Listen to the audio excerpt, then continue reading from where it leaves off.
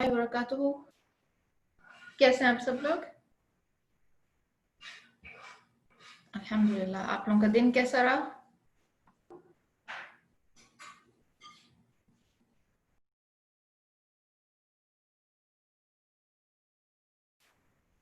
अल्हम्दुलिल्लाह। चलें दुआ के साथ अपने सेशन का आगाज़ करेंगे। नहमदु व नसल्ली अला रसूलिल करीम, अम्मा बाद, फ़अऊज़ु बिल्लाहि मिनश शैतानिर रजीम, बिस्मिल्लाहिर रहमानिर रहीम। रब्बि इश्रह ली सदरी व यस्सिर ली अमरी वहलुल उक़दतम मिन लिसानी यफ़क़हू क़ौली।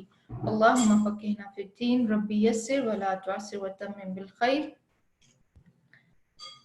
अल्लाहुम्मा जल अमली कुल्लहु सालिहा वजहलहु लिवजहिका खालिसा वला तजल लिअहदिन फी शैया। आमीन इलाही आमीन। चलें जी, आज की दुआ हम करते हैं। जैसे कि हम क़यामत के दिन के हालात पढ़ रहे हैं, तो दुआएं भी उससे रिलेटेड ही आप लोगों के साथ शेयर की जा रही हैं और सिखाई जा रही हैं। तो इन दुआओं को सिखाने का और शेयर करने का पर्पस क्या आप लोगों के साथ? कुछ समझ में आती है बात? कि ख़ास तौर पे ऐसी दुआएं जिनका ताल्लुक जो है वो माफ़ी से, मग़फ़िरत से और कुछ मांगने से है, ख़ास तौर पे जन्नत और आफ़ियत, इस तरह की, इसका क्या पर्पस हो सकता है?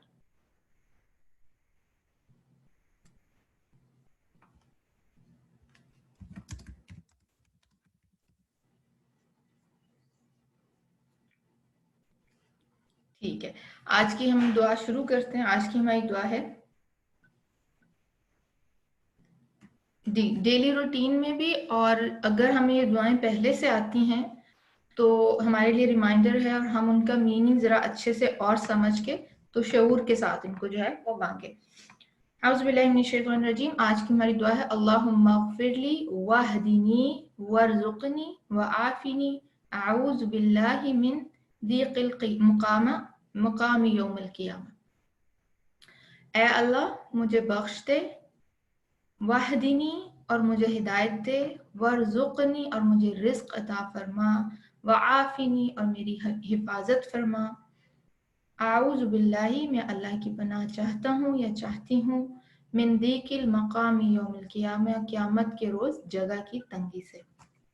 तो आप देखें नबी करीम सल्लल्लाहु अलैहि वसल्लम की जो हमें मोस्टली दुआएं सिखाई गई हैं, उनमें मग़फ़िरत जो है उसकी दुआ बहुत ज़्यादा होती है। और नबी करीम सल्लल्लाहु अलैहि वसल्लम, जैसा कि हमें हदीस से पता चलता है कि बहुत ज़्यादा कसरत से इस्तग़फ़ार करने वाले थे, और हम नमाज के बाद भी जैसे उनके अज़कार में भी शामिल है। तो गफ़रा का मतलब क्या होता है? पहले भी एक दिन आपसे शेयर किया था कि सतरुज़्ज़म व तजावुज़ आन, गुनाह को छुपाना और फिर उससे तजावुज़ करना, उसको ढांप देना और इस तरह हो जाना कि जैसे इंसान ने कुछ किया ही नहीं। तो अल्लाह ताला से, क्योंकि इंसान है ना, तो जानते बूझते भी, कभी जाने में भी, कभी बातचीत में, कभी अमल में कुछ ना कुछ हमसे कोताहियां कमियां होती रहती हैं। तो जिस तरह हम 24 आवर्स दूसरे कामों में स्पेंड करते हैं, उसी तरह अपनी उन गलतियों के लिए भी अल्लाह ताला से हमें माफ़ी मांगते रहना चाहिए। उसके बाद है वहदिनी, और मुझे हिदायत दे। तो एक इंसान जो है जिसको अल्लाह ताला ने इस दुनिया में भेजा है, हिदायत के बगैर उसकी ज़िंदगी क्या है? नाकाम है। यानी अल्लाह ताला ने हमारी हिदायत का बंदोबस्त किया कुरान पाक के ज़रिए, अपने नबियों को भेज के, और फिर हमें हिदायत में कितनी चीज़ें आ जाती हैं? एक तो दिखाना है, फिर उसका तरीका देना है, और फिर एक मंजिल मकसूद तक पहुंचा देना है। दिखा, चला और पहुंचा, ये तीन चीज़ें जो है ना हिदायत में आ जाती हैं। कि अल्लाह ताला जो है ना सिर्फ ये कि हमें वो शऊर दें कि हम अल्लाह ताला के पैगाम को समझ सकें, बल्कि हमें वो मौके भी, तौफीक भी दें कि हम उन पे अमल करें, और फिर जो हमारा फाइनल डेस्टिनेशन है जो अल्लाह ताला को हमसे रिक्वायर्ड है, हम उस तक भी पहुंच जाएं। उसके बाद वरज़ुक़नी, और मुझे रिस्क अता फरमा। और रिस्क जो है वो सिर्फ हमारी जो है नेमतें खाने पीने के हवाले से नहीं है, बल्कि हर वो नेमत जो अल्लाह ताला ने बंदे को दे रखी है, उसमें माल भी है, उसमें औलाद भी है, सेहत भी है, सोचने समझने की सलाहियत भी है, कामों को ऐसे तरीके से करना, ये सब कुछ रिस्क के उसमें आ जाता है। तो मोस्टली हमारा कॉन्सेप्ट जो होता है वो रिस्क के हवाले से क्या है? खाने पीने की चीज़ें, अनाज है, फ्रूट है, या इस तरह की कोई और जो चीज़ एडिबल जो है, उन चीज़ों को हम रिस्क कंसिडर करते हैं ना।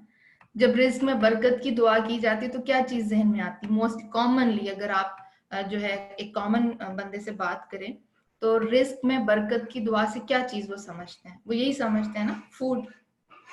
لیکن رزق جو ہے اس کے بہت وسیع معنی ہے.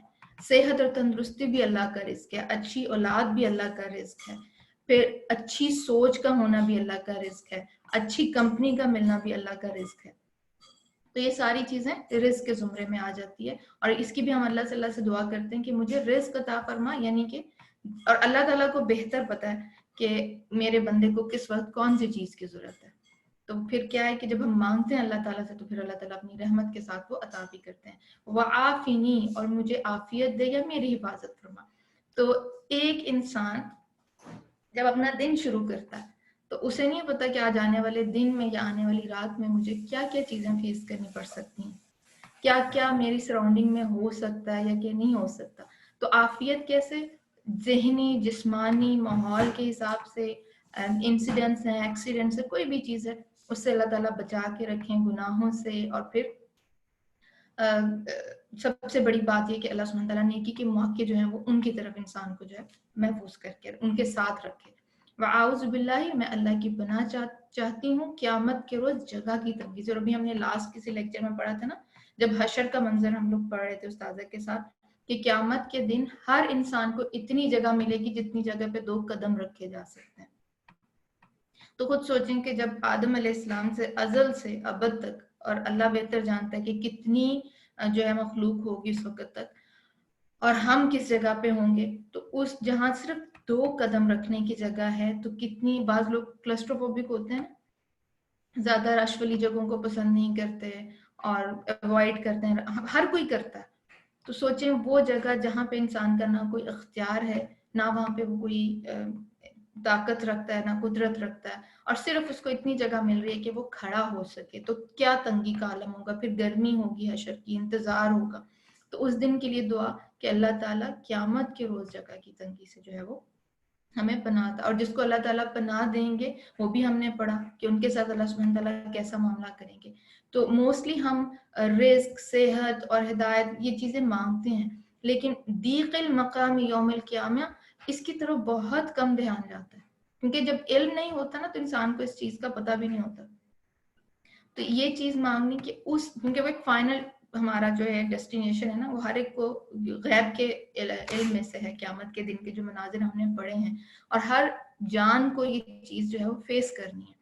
تو اس کے لیے اپنی پریپریشن کرنی اور پھر اللہ تعالیٰ سے اس کی دعا کرنی جو ہے وہ بھی بہت ضروری ہے. اچھا جی، اور یہ بڑی جو خوبصورت دعا ہے اس کو نبی کریم صلی اللہ علیہ وسلم نے کس سیکوینس میں ہمیں سکھایا کہ اس کے بارے میں حدیث آپ سے شیئر کرتی ہوں. عاصم بن حمید کہتے ہیں کہ میں نے ام المومنین عائشہ رضی اللہ تعالیٰ عنہ سے پوچھا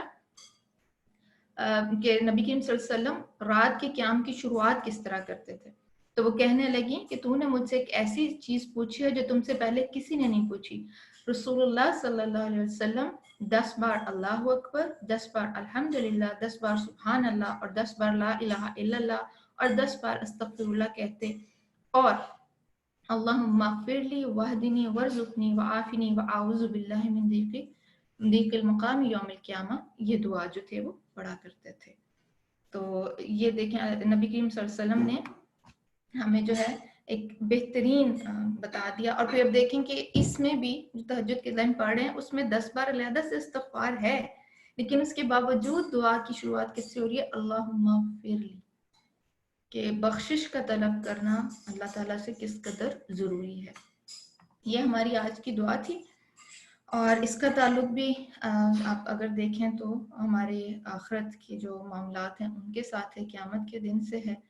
تو اللہ سبحانہ تعالیٰ ہم سب کے لیے وہ جو ہیں سختیاں حشر کی اور حساب کتاب کی ان کو آسان کریں، ہم سے آسان حساب لیں. آج کی دعا میں سے اگر آپ کو کوئی کوشچن ہے یا آپ کچھ شیئر کرنا چاہتے ہیں تو آپ پوچھ سکتے ہیں.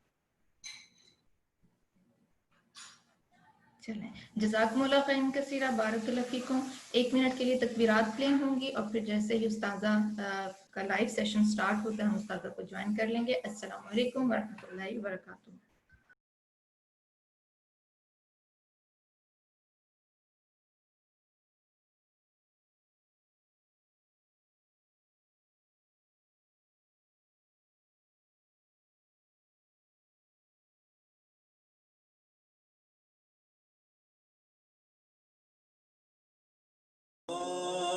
أكبر الله أكبر الله أكبر لا إله إلا الله الله أكبر الله أكبر ولله الحمد الله أكبر الله أكبر الله أكبر لا إله إلا الله الله أكبر الله أكبر ولله الحمد الله أكبر الله أكبر الله أكبر لا إله إلا الله الله أكبر الله أكبر ولله الحمد الله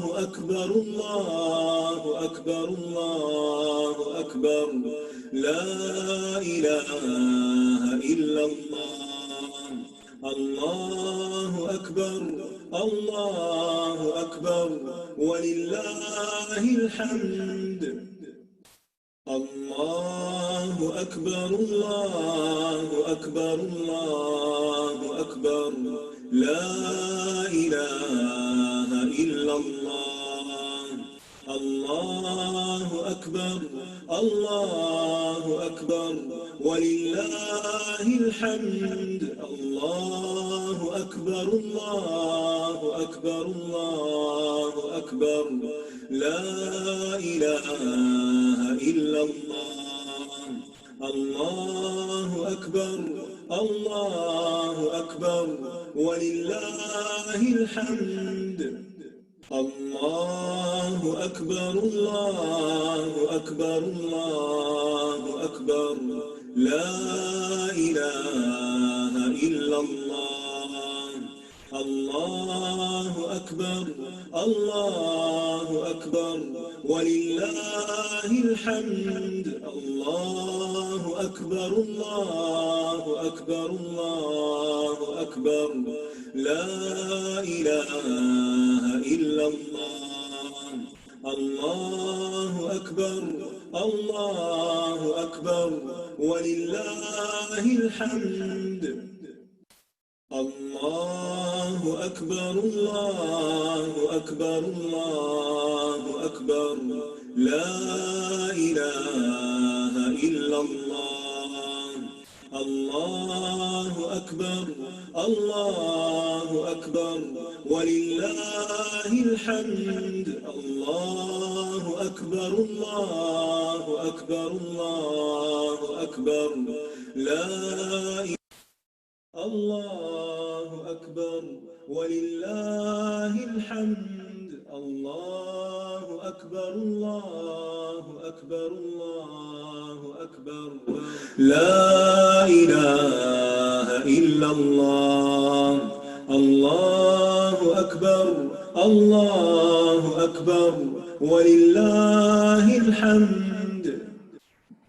السلام علیکم ورحمۃ اللہ وبرکاتہ.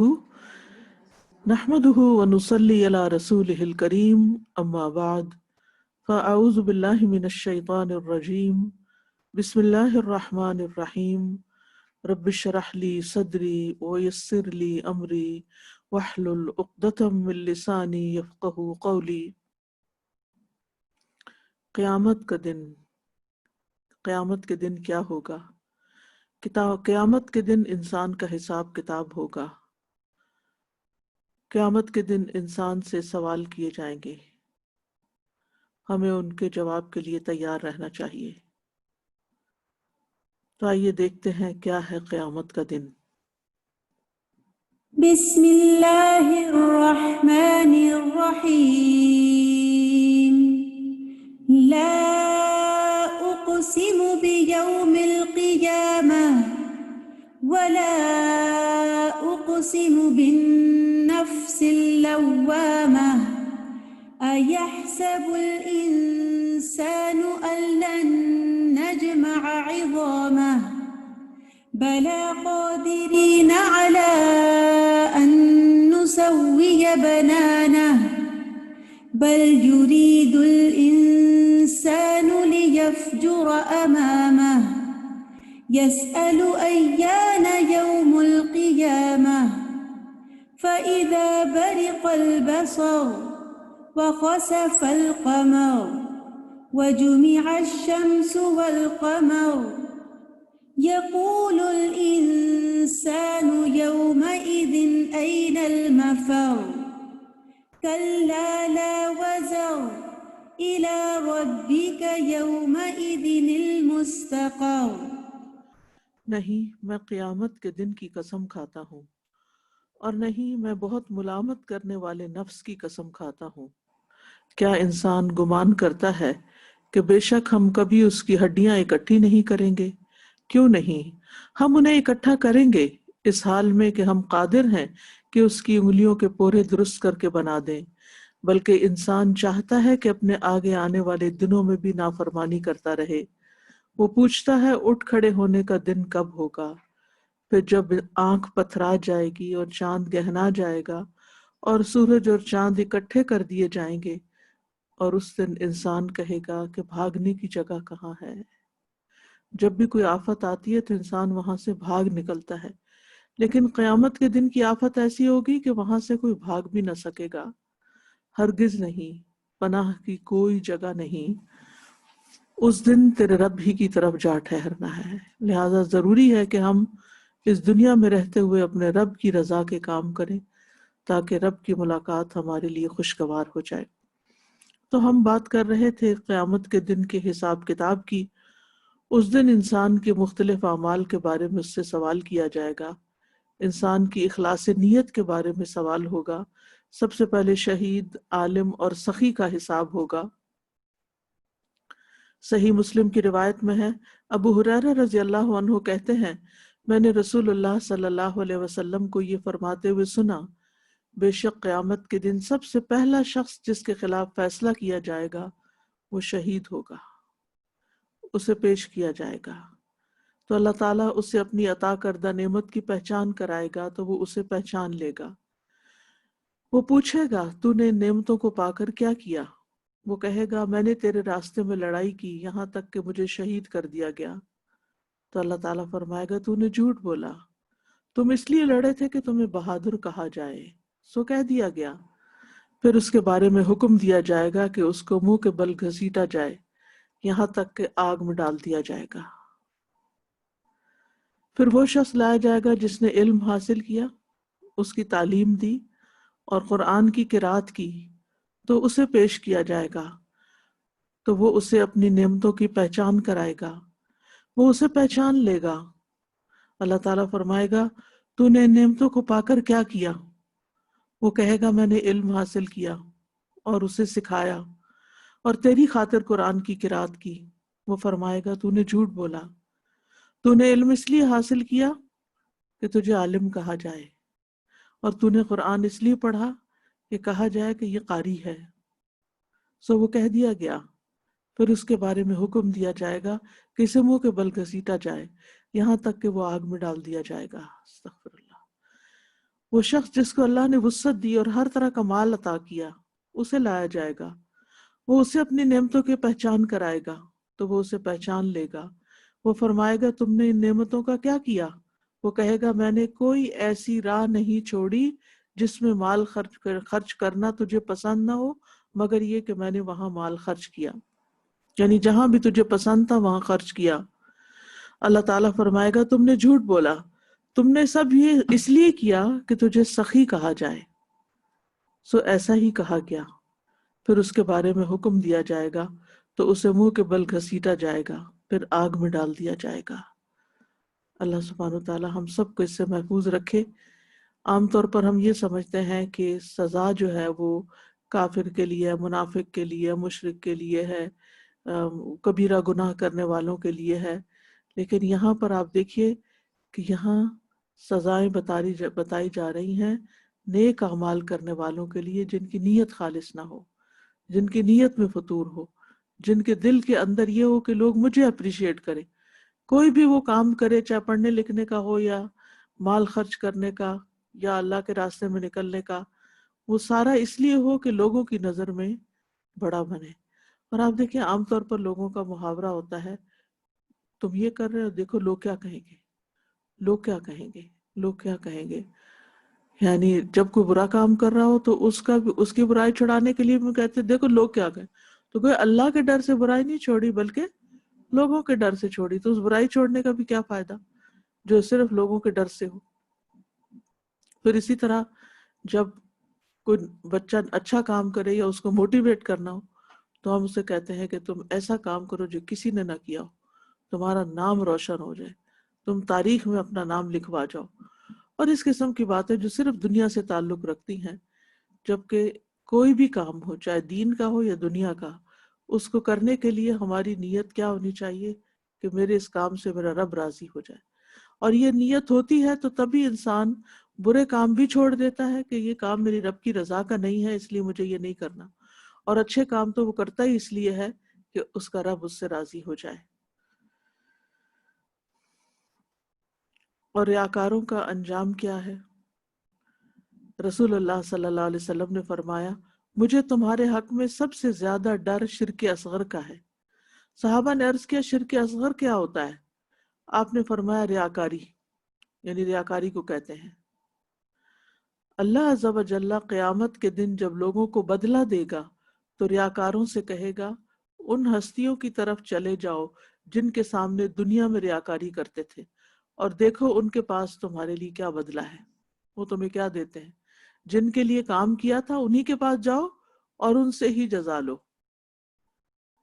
اب دیکھیے کہ انسان دنیا میں بھی جب انسانوں کے لیے کام کرتا ہے تو انسان اسے ہیومیلیٹ کر دیتے ہیں، اسے ذلیل کرتے ہیں، اس کے کام میں نقص نکالتے ہیں، اور پھر انسان کا دل ٹوٹ جاتا ہے اور پھر انسان کام چھوڑ دیتا ہے کیونکہ اس نے انسانوں کے لیے کام کیا تھا. لیکن جو شخص اللہ کے لیے کام کرتا ہے اسے لوگوں کی تنقید کی، لوگوں کے رویوں کی پھر پرواہ نہیں رہتی، کیونکہ اسے معلوم ہے کہ اس نے ایک اچھا کام کیا اور اس کی جزا اللہ کے پاس ہے اور لوگوں سے تعریف کی ضرورت نہیں ہے. اور وہ ان چیزوں سے بے نیاز ہو جاتا ہے، ان چیزوں سے اوپر اٹھ جاتا ہے. اسے پھر لوگوں سے شکوے نہیں رہتے کیونکہ اس نے اللہ کے لیے کیا اور اللہ نے ہر کام اس کا لکھ لیا، ہر چھوٹا اور ہر بڑا کام اس کے نامہ اعمال میں درج ہو گیا. اس لیے وہ اس کو پھر اللہ کے راستے پر استقامت بھی نصیب ہوتی ہے، کیونکہ جو اللہ کے لیے کرتا ہے پھر اللہ اس سے راضی ہوتا ہے، پھر اللہ تعالیٰ اس کے لیے مزید نیکیوں کے راستے کھول دیتا ہے. تو اس لیے کوئی بھی کام ہو چھوٹا یا بڑا، ہم سب کو بار بار اپنے آپ کو یاد دہانی کرانی چاہیے کہ ہم یہ اللہ کے لیے کر رہے ہیں. کیونکہ عموماً ہوتا یہ ہے کہ ہمیں جلدی تعریف چاہیے ہوتی ہے، اور جب لوگ تعریف کرتے ہیں تو ہمارا خون سینوں بڑھ جاتا ہے اور ہمارے قدم زمین پہ نہیں ٹکتے اور ہم آسمانوں میں اڑنے لگتے ہیں، اور پھر ہمارے اندر اور جوش جذبہ پیدا ہوتا ہے کہ ہم اور اچھے کام کریں تاکہ لوگ اور تعریف کریں. انتہائی خطرناک راستہ ہے، انتہائی خطرناک. اس سے انسان کو بچنا چاہیے. جو سچا مومن ہوتا ہے وہ اپنی نیکیوں کو بھی اسی طرح چھپاتا ہے جیسے اپنی برائیوں کو چھپاتا ہے. یعنی ہمیں اپنی برائیاں لوگوں کے سامنے ظاہر ہوتے ہوئے یا ان کے ظاہر ہونے کا ایک ڈر ہوتا ہے کہ ہائے لوگوں کو پتہ چل گیا تو پھر کیا ہوگا. تو اسی طرح مومن جو ہوتا ہے وہ اس بات پہ بھی ڈرتا ہے کہ لوگوں کو میرے نیک اعمال پتہ چل گئے تو پھر کیا ہوگا، کہیں میرے وہ اعمال ضائع نہ ہو جائیں. اس پر اگر آپ کچھ کہنا چاہیں، کیونکہ اگلا سوال عبادات سے متعلق ہے. ناہید.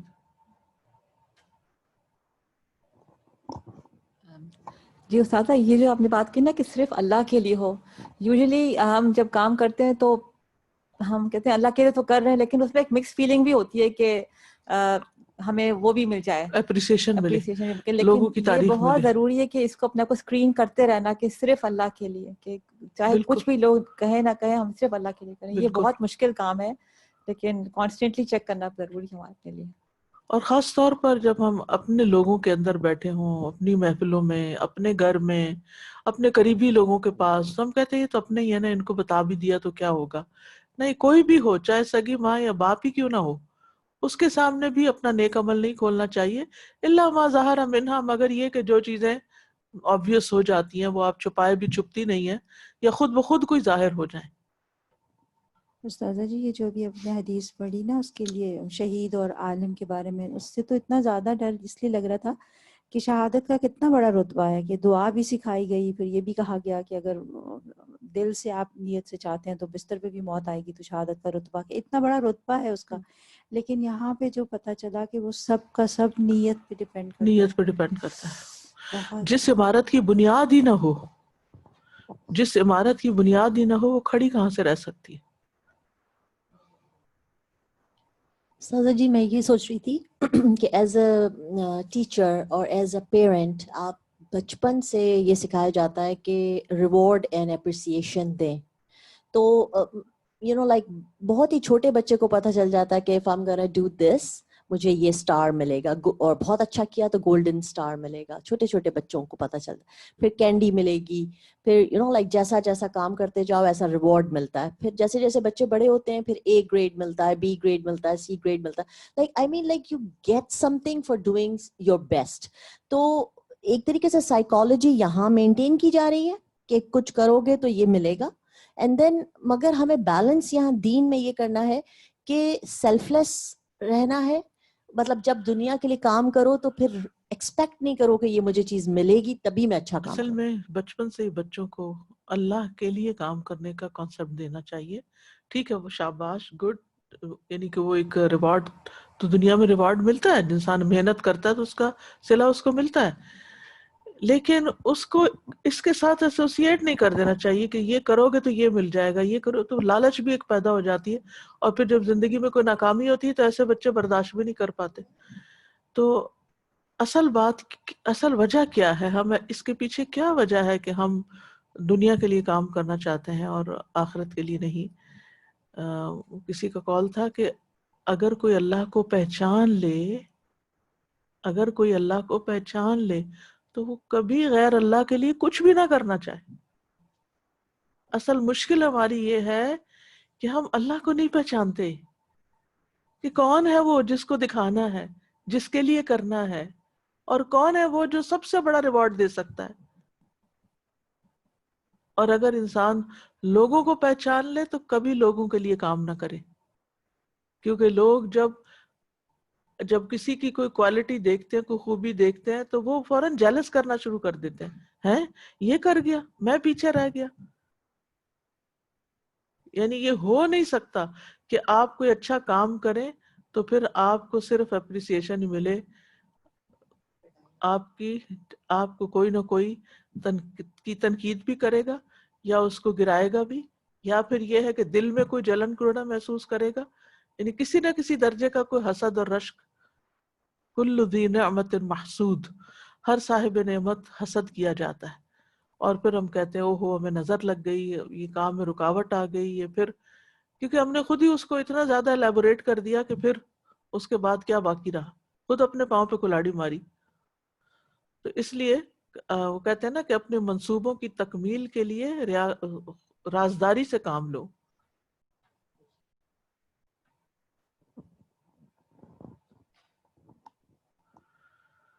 عبادات سے متعلق سوالات.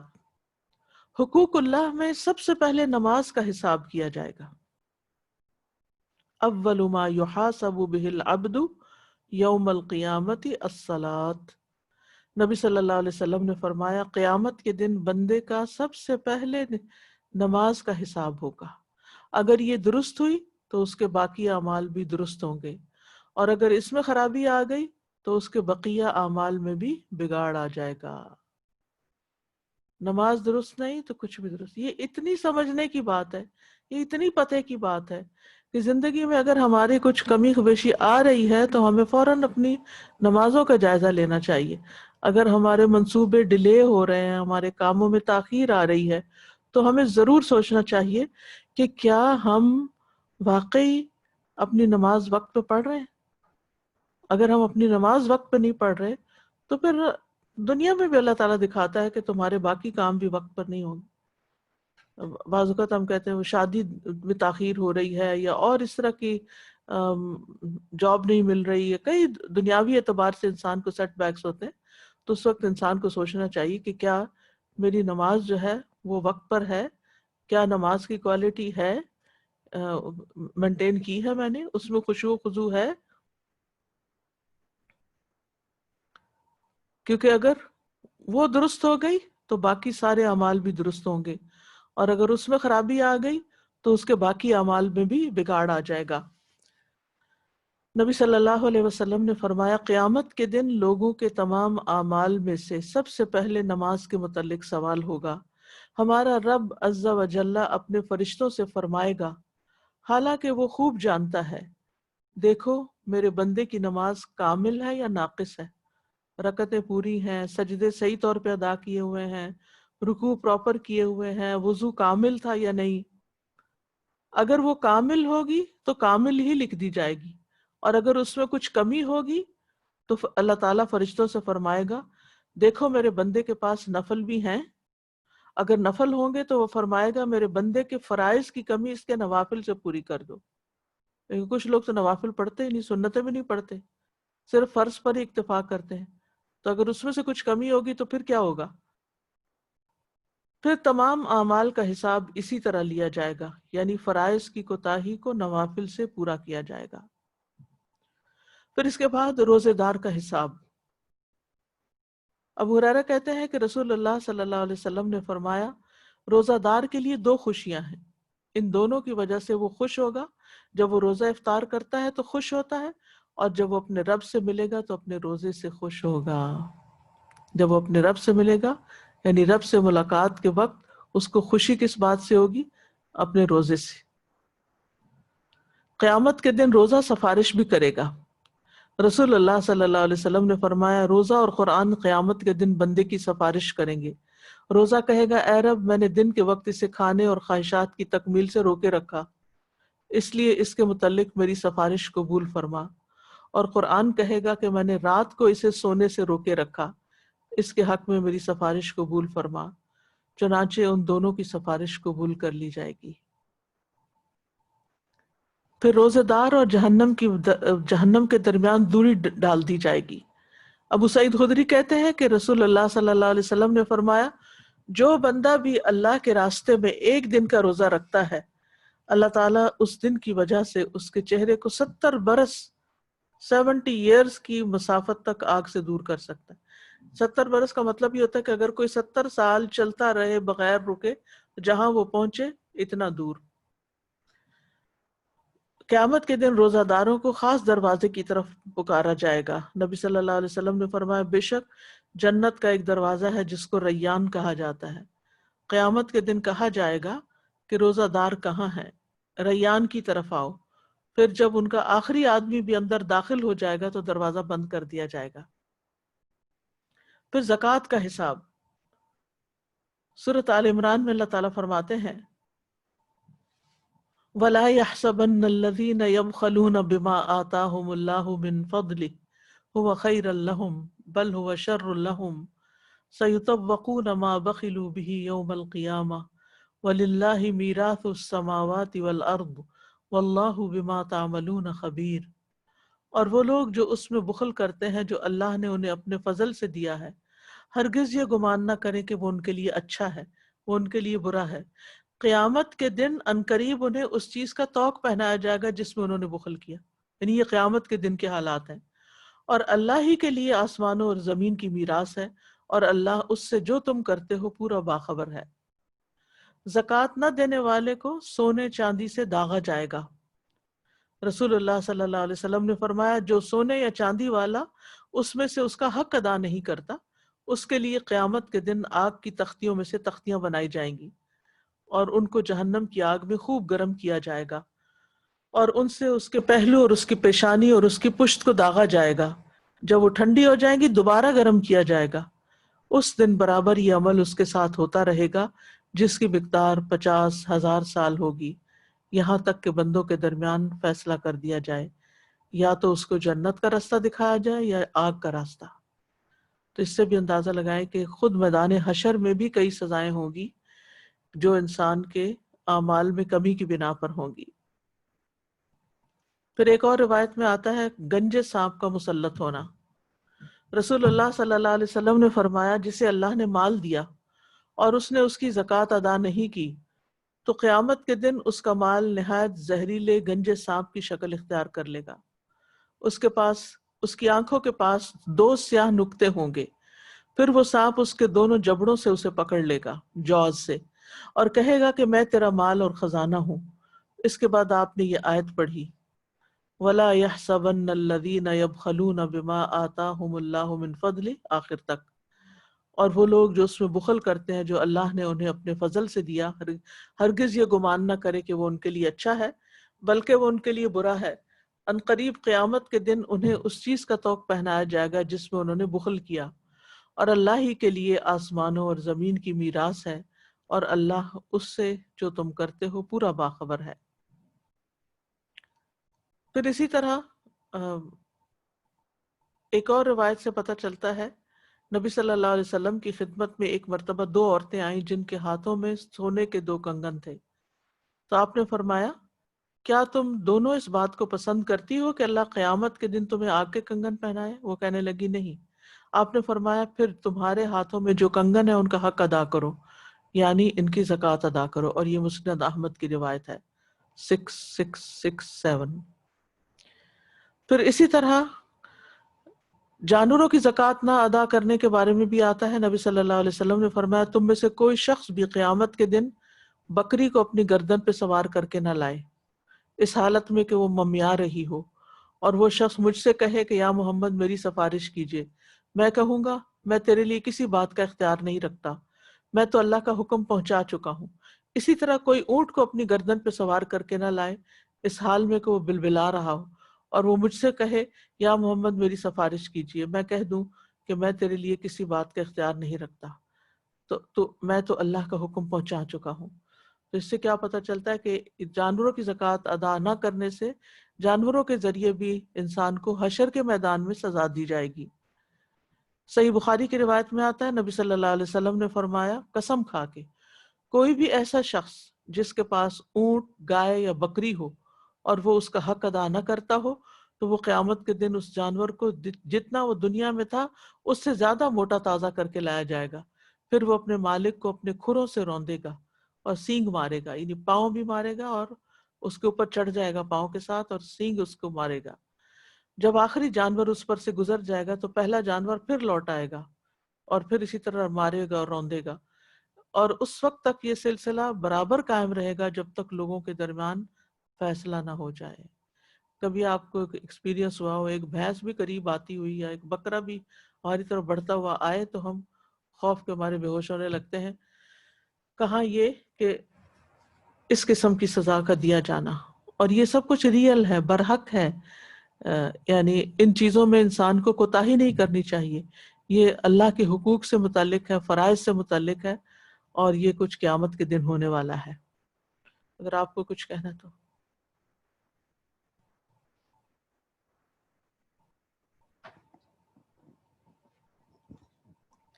یہاں پر ایک چیز بہت اچھی کلیئر ہو گئی کہ کافی لوگ یہ کہتے ہیں کہ ہم نے یہ فتویٰ لیا ہے یا ہمیں کسی نے کہا ہے کہ اگر ہاتھ میں جو سونا پہنا ہوا ہے یا جو سونا یوز میں آ رہا ہے روز جو جسم پہ لگا اس پہ زکوٰۃ نہیں دینی ہے، باقی جو ایکسٹرا ہے اس پر زکوٰۃ دینی ہے. سو حدیث سے جو آپ نے ریفرنس کے ساتھ بتایا ہے تو الحمدللہ it should be clear for everybody کہ ایسا نہیں ہے. یہ اسی طرح کی چیزیں جو انہوں نے کہیں ہمارے پاکستان انڈیا میں بہت رواج ہے اس کا. تو اگر کوئی پچھلے سالوں میں زکوٰۃ اسی وجہ سے مس ہو گئی ہو یا ماں باپ سے مس ہو گئی ہو تو اس کو پورا کرنا ہم پر واجب ہے؟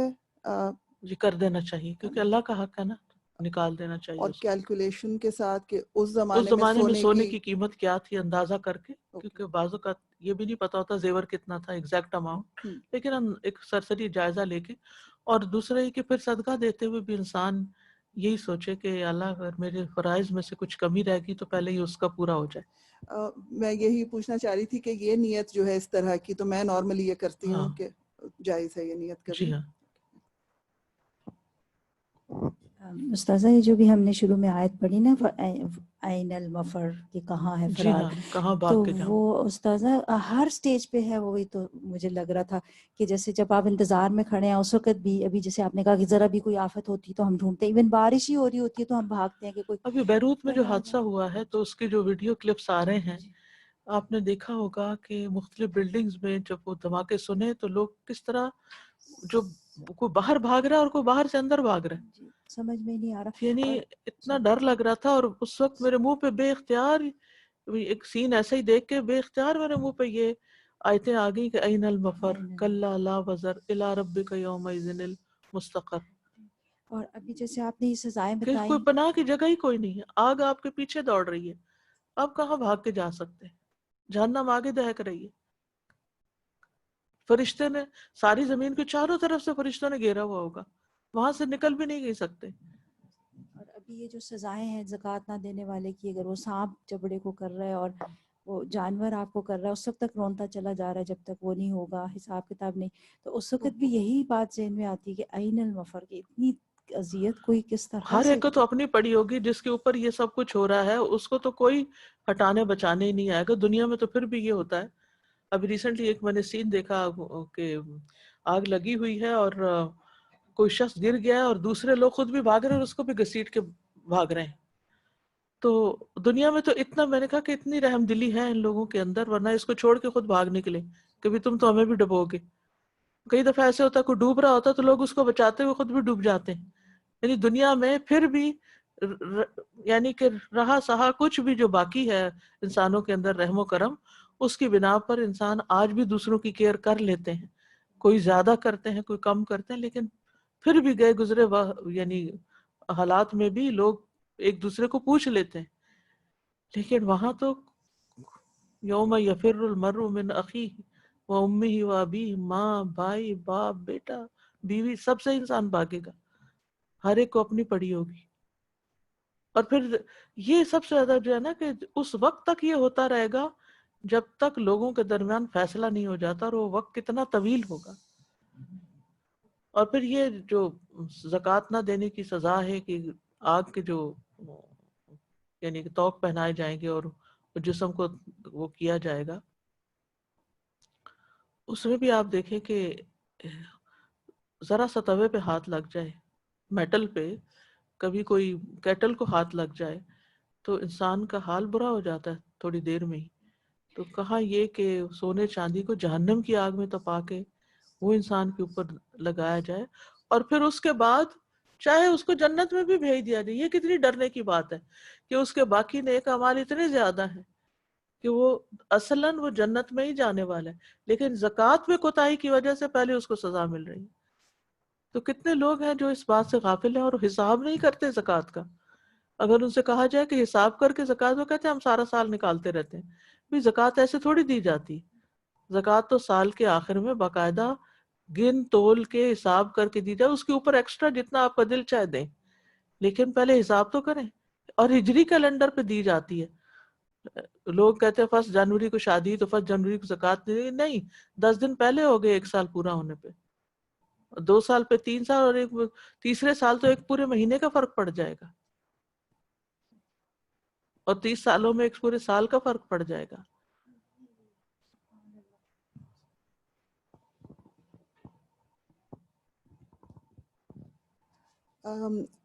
حساب کر کے لیکن ہر مہینے آپ نکال سکتے ہیں ان ایڈوانس. جب ڈیو ہو گئی تو پھر آپ کے مال میں تو اس کو رہنا ہی نہیں چاہیے. صحیح، مطلب 1 سال پہلے سے 1 سال پہلے اگر آپ دینا چاہتے ہیں، پھر اینڈ پہ حساب کر کے جو بقایا جاتا ہے وہ نکال دیں اور نئے سال سے پھر شروع کر اور لیں. پھر مہینے کے مہینے ہاں آپ جی، کیونکہ جب زکوٰۃ ڈیو ہو جائے تو پھر وہ آپ کے مال میں رہنی نہیں چاہیے، آپ کے ہاتھ میں نہیں رہنی چاہیے، آپ کے گھر میں وہ مال نہیں رہنا چاہیے.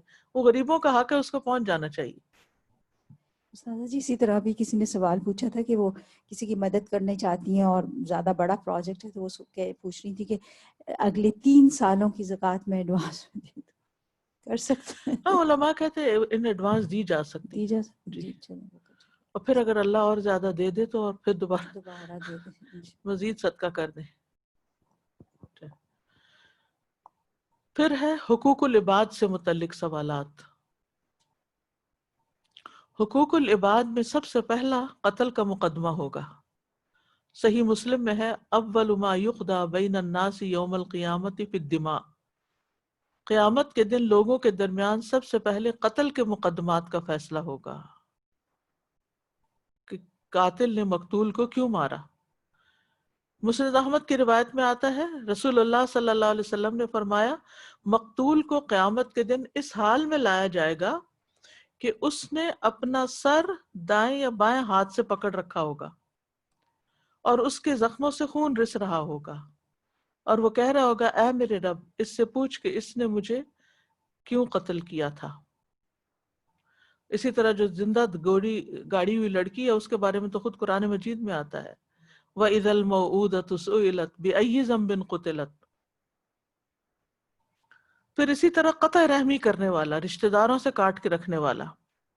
ابو ہریرہ کہتے ہیں میں نے رسول اللہ صلی اللہ علیہ وسلم کو فرماتے ہوئے سنا بے شک رحم رحمان کا ایک جز ہے، جو کہے گا کہ اے میرے رب مجھے توڑا گیا، اے میرے رب میرے ساتھ برا سلوک کیا گیا، اے میرے رب مجھ پر ظلم کیا گیا، اے میرے رب اے میرے رب، تو اللہ تعالیٰ اسے جواب دے گا کیا تو اس پر راضی نہیں کہ میں اسے جوڑوں گا جو تجھے جوڑے گا اور میں اسے کاٹوں گا جو تجھے کاٹے گا، یعنی اپنی رحمت سے کاٹ دوں گا.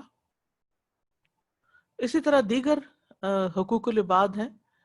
رسول اللہ صلی اللہ علیہ وسلم نے فرمایا بے شک اللہ تعالیٰ قیامت کے دن فرمائے گا اے ابن آدم میں بیمار ہوا تو نے میری عیادت نہیں کی. وہ کہے گا اے میرے رب میں تیری عیادت کیسے کرتا حالانکہ تو رب العالمین ہے. اللہ فرمائے گا کیا تو نہیں جانتا کہ میرا فلاں بندہ بیمار تھا اور تو نے اس کی عیادت نہ کی؟ کیا تو نہیں جانتا تھا کہ اگر تو اس کی عیادت کرتا تو مجھے اس کے پاس پاتا؟ اے ابن آدم میں نے تجھ سے کھانا مانگا تھا لیکن تو نے مجھے نہیں کھلایا. وہ کہے گا میرے رب میں تجھے کیسے کھانا کھلاتا حالانکہ تو رب العالمین ہے. اللہ تعالیٰ فرمائے گا کیا تو نہیں جانتا تھا کہ میرے فلاں بندے نے تجھ سے کھانا مانگا تھا لیکن تو نے اس کو کھانا نہیں کھلایا تھا؟ تو نہیں جانتا تھا کہ اگر تو اس کو کھانا کھلاتا تو اسے میرے پاس پاتا؟ اے ابن آدم میں نے تجھ سے پانی مانگا لیکن تو نے مجھے پانی نہیں پلایا. وہ کہے گا اے میرے رب میں تجھے کیسے پانی پلاتا حالانکہ تو رب العالمین ہے. اللہ فرمائے گا میرے فلاں بندے نے تجھ سے پانی مانگا تھا لیکن تو نے اس کو نہیں پلایا. اگر تو اسے پلاتا تو اسے میرے پاس تو اسے میرے پاس پاتا.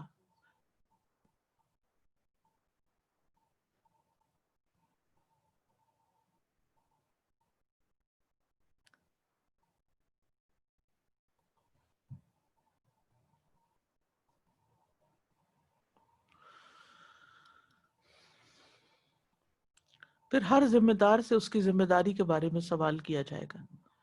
نبی صلی اللہ علیہ وسلم نے فرمایا اللہ تبارک و تعالی جس شخص کو رعیت کا خواہ کم ہو یا زیادہ ذمہ دار بناتا ہے اللہ تعالیٰ اس سے اس کی رعایا کے بارے میں قیامت کے دن سوال کرے گا کہ اس نے اپنی رعایا کے بارے میں اللہ تعالیٰ کے احکامات کو ضائع کیا یا قائم کیا.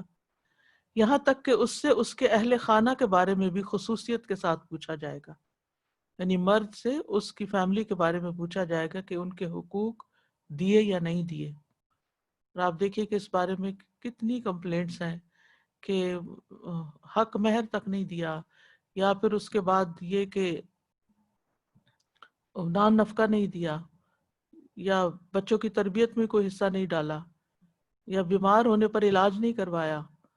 اس طرح کے بہت سے مسائل ہیں. اور یعنی شوہر کو جو قوام کہا گیا ہے وہ اصل میں قوام کا مطلب ہی ذمہ دار ہے. اور اسی طرح عورت سے پوچھا جائے گا اس کے بال بچوں وغیرہ کے بارے میں کہ ان کے اس نے کیا تربیت کی، کیا ان کے حقوق ادا کیے. اور اسی طرح خادم سے پوچھا جائے گا کہ اس نے اپنی ذمہ داری کس حد تک نبھائی. تو یہ جو ذمہ داری ہے یہ امامت کبریٰ بھی ہوتی ہے اور صغریٰ بھی ہوتی ہے. امامت کبریٰ تو یہ کہ کسی ملک کا سربراہ ہو، کسی آرگنائزیشن کا ہو، لیکن امامت صغریٰ جو ہے اس میں ہر شخص شامل ہے. ہر شخص کسی نہ کسی درجے میں کسی نہ کسی کام کا ذمہ دار ہے. امر بالمعروف اور نہی عن المنکر سے متعلق سوال ہوگا. رسول اللہ صلی اللہ علیہ وسلم نے فرمایا یقیناً اللہ بندے سے قیامت کے دن سوال کرے گا حتیٰ کہ یہ بھی پوچھے گا جب تم نے برائی دیکھی تھی تو اس کا انکار کیوں نہیں کیا تھا. جب اللہ تعالیٰ بندے کو اپنی حجت ذہن نشین کرائے گا تو وہ کہے گا اے میرے رب میں نے تجھ پر اعتماد کیا تھا اور لوگوں سے ڈر گیا تھا. یعنی حجت تمام کرنے، یعنی حجت ذہن نشین کرانے کا مطلب یہ کہ اللہ تعالیٰ جواب بھی اس کو الہام کرے گا. کہ جواب کیا ہے؟ جو حقیقت ہے کہ ہم بعض اوقات دیکھتے ہیں کوئی غلط کر رہا ہے اور بول نہیں سکتے کیونکہ ہمیں لوگوں سے ڈر لگتا ہے کہ اس میں بڑا فساد پھیل جائے گا. تو جہاں تک جس کے استطاعت ہو اس حد تک انسان کرے، اور جہاں دیکھے کہ کام پہ، جیسے امام ابن تیمیہ نے کہا وہ کچھ جیسے وہ جو تھے نا منگولز، وہ مسلمان ہو گئے تو وہ شراب پی رہے تھے، وہ سپاہی ان کے جو تھے، تو لوگوں نے آ کے امام ابن تیمیہ سے کہا کہ وہ فلاں جو ہے نا وہ شراب پی رہے ہیں. تو انہوں نے کہا کہ پینے دو. انہوں نے کہا کہ کیوں؟ انہوں نے کہا کہ اگر ان کو اس سے روکو گے اٹھ کے لوگوں کو قتل کرنا شروع کر دیں گے تو وہ زیادہ بڑا جرم ہے. تو اگر آپ کے کسی کو کسی چیز سے روکنے سے رشتہ داری کٹ جائے اور ایسا فتنہ فساد پھیلے کہ اس سے کئی لوگ متاثر ہو جائیں. مثلا بعض اوقات یہ ہوتا ہے کہ اگر شوہر کوئی ایسا کام کر رہے ہیں جو درست نہیں ہے، حرام کی کیٹیگری میں آتا ہے، تو بیوی پیار محبت سے تو کہہ سکتی ہے کہ یہ کام نہ کیا جائے، اپنے طور پر حکمت سے سمجھا سکتی ہے. لیکن جب دیکھے کہ اس سے گھر میں لڑائی فساد اور پھر اس سے بچوں کا متاثر ہونے کا اندیشہ ہے، تو پھر یہ اس کی ذمہ داری میں نہیں آتا، کیونکہ ہر شخص اپنے عمل کا خود ذمہ دار ہے. اب بہت سے ایسے معاملات ہوتے ہیں گھروں میں کہ جس میں عورتیں جب خاص طور پر دین پڑھ جاتی ہیں تو ان کو وہ چیزیں درست نہیں لگ رہی ہوتی اور وہ بتاتی بھی ہیں لیکن ان کی کوئی سنوائی نہیں ہوتی. تو اس میں ایک حد تک بس ان کو بتانا چاہیے، اس سے پیچھے نہیں پڑ جانا چاہیے. یعنی کہ آپس کے تعلقات کی قطع تعلقی، حتیٰ کہ بعضوں کو طلاقوں تک نوبت پہنچ جاتی ہے ایسے فتنے فساد میں، تو اس میں انسان کو احتیاط برتنی چاہیے.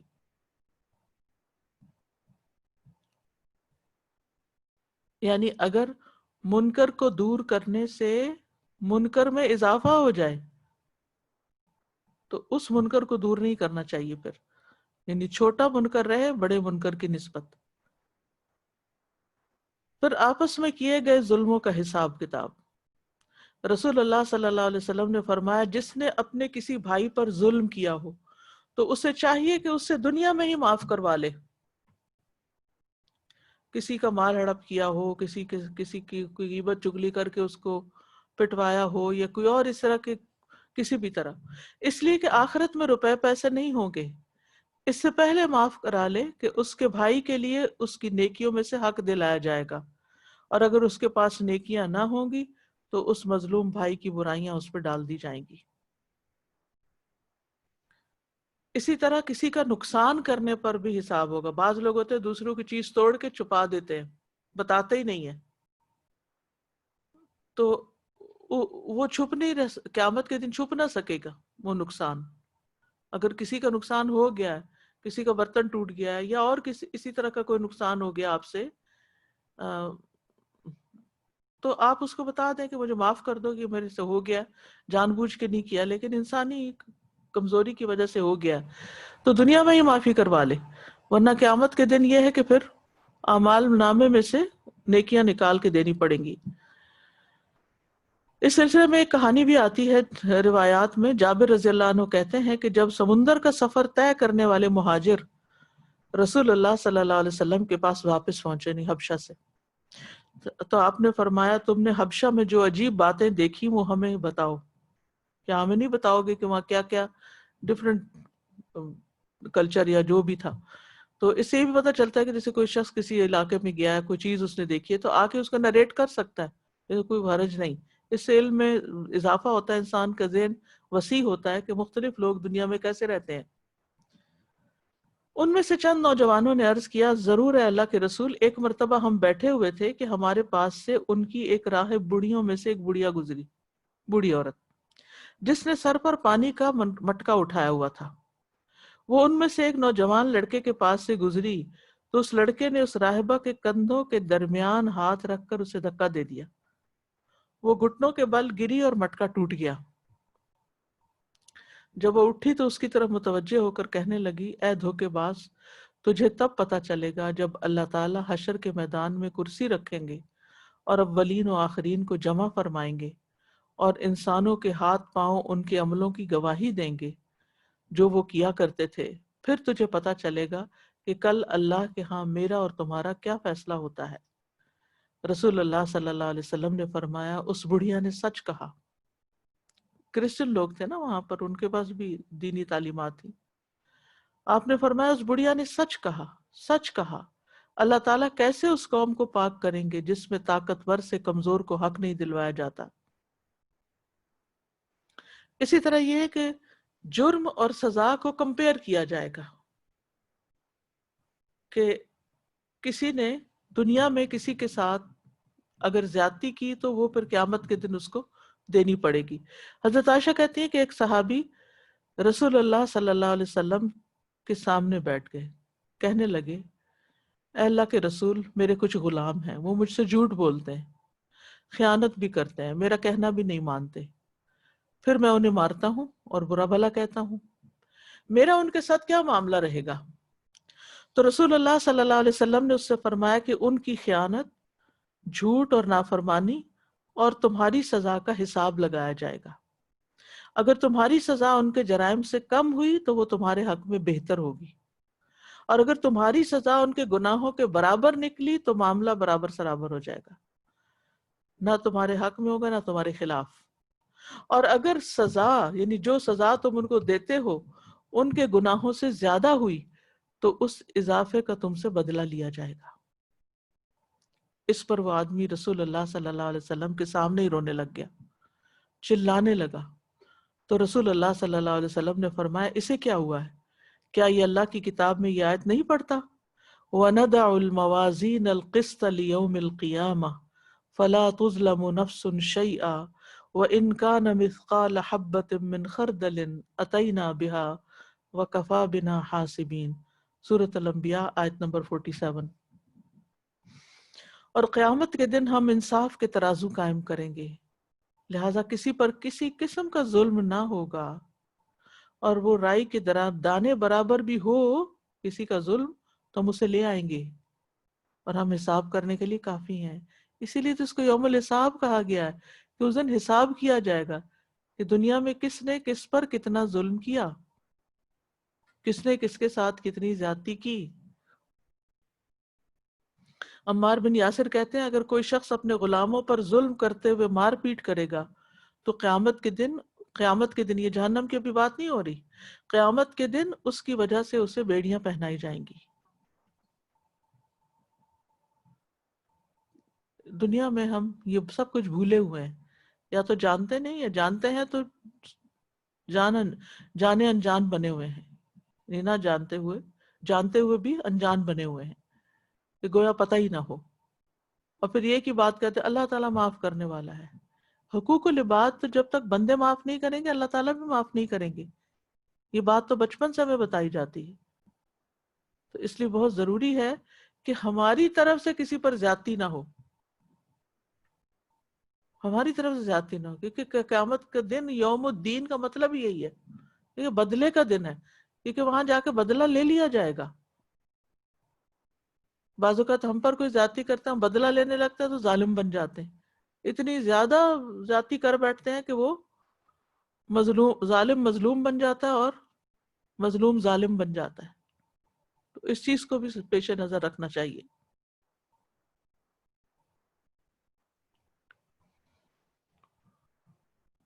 جی آپ کچھ کہنا چاہتے، آسیہ کچھ کہنا چاہتے ہیں؟